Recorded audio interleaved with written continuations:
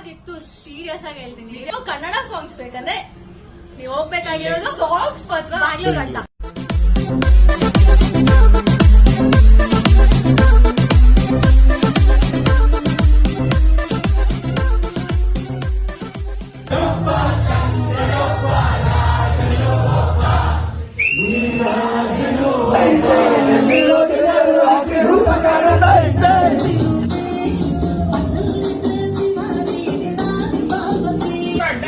Favourite. ಅದನ್ನ ಬಿಟ್ಟು ನಾವು ಬೇರೆ ಕಡೆ ಎಂಜಾಯ್ ಮಾಡೋದು ಮಾಡ್ತೀವಿ. ಇಲ್ಲಿ ಬಂದು ಎಂಜಾಯ್ ಮಾಡೋದು, ಮನಸ್ಫೂರ್ತಿ ಎಂಜಾಯ್ ಮಾಡೋದು ಇಲ್ಲೇ.